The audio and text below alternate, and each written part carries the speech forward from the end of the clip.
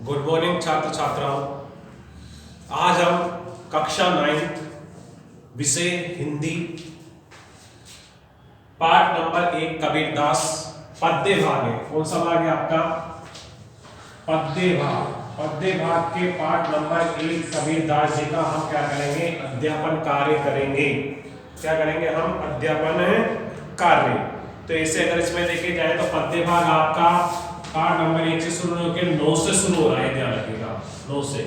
तो पाठ नंबर 9 कबीरदास जी पद्य भाग है, रिवीजन। तो पद्य भाग का रिवीजन हम आज से स्टार्ट करने जा रहे हैं। तो देखिएगा इसमें कबीर के बारे में बताया था। क्या बताया है कि यहाँ संकलित साखियों में प्रेम का महत्व, संत के लक्षण, ज्ञान की महिमा और बाह्य आडंबरों यानी कि जो बुराइयां हैं उन बुराइयों का विरोध आदि भावों का उल्लेख हुआ है, यानी कि उनके बारे में जानकारी से अवगत कराया है।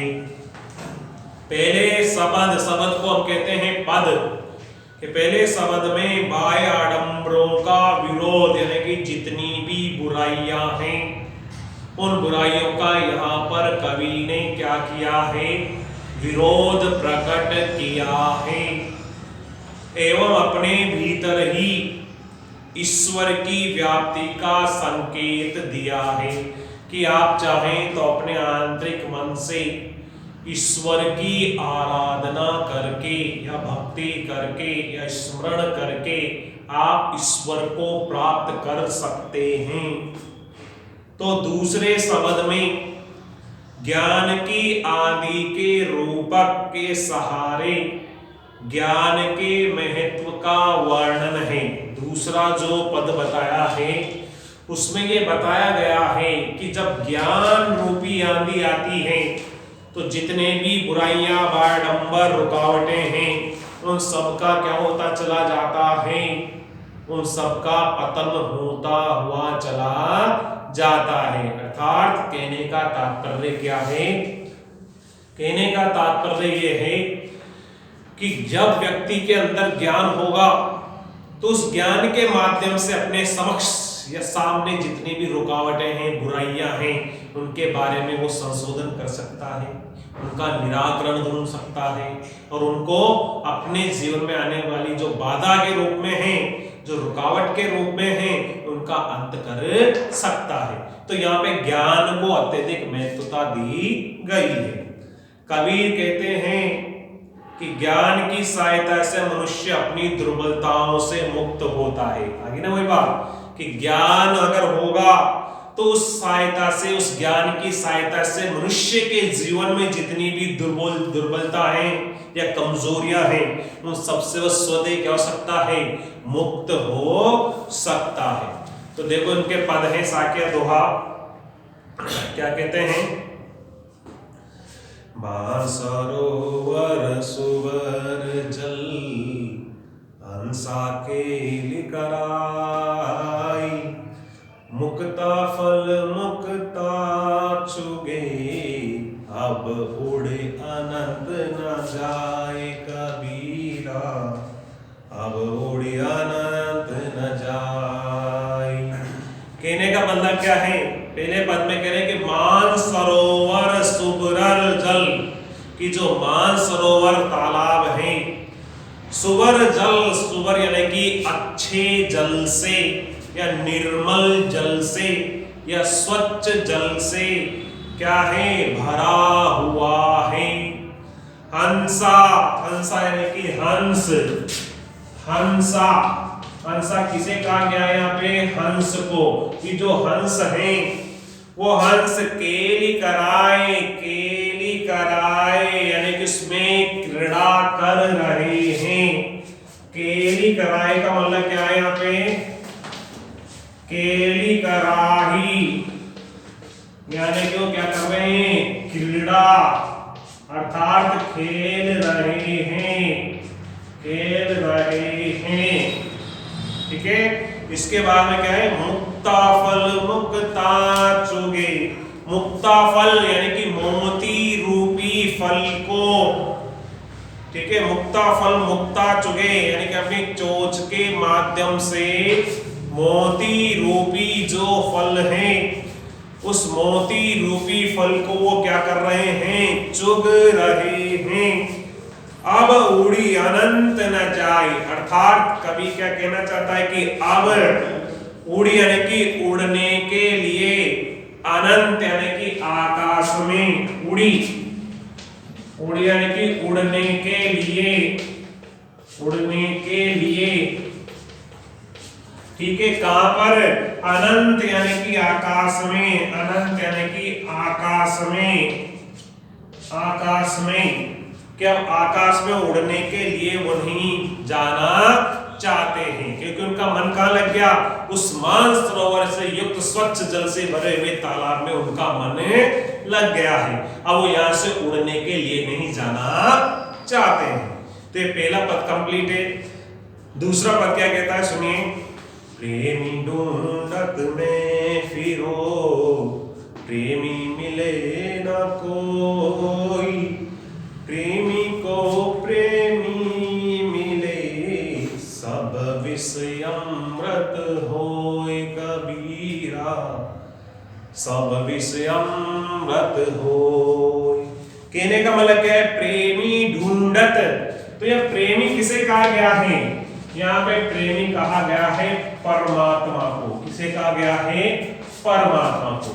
तो क्या कहते हैं, प्रेमी ढूंढत, ढूंढना है कि ढूंढने के लिए, ढूंढत, ढूंढत का मतलब ढूंढने, ढूंढने के लिए।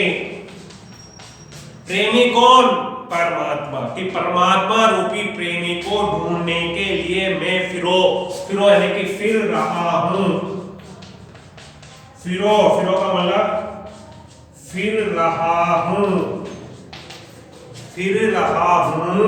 और आगे क्या है, प्रेमी मिले न कोई, फिर भी मुझे वो परमात्मा रूपी ईश्वर या प्रेमी मुझे मिल नहीं रहा है।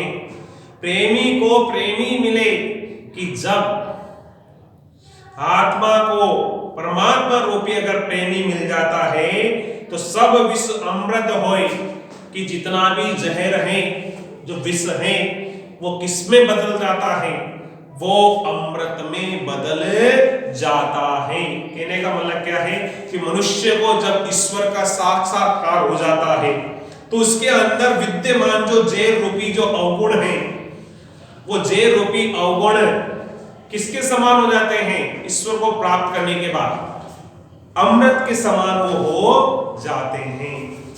तो इस तरह से आपके दूसरा पद कंप्लीट हुआ है।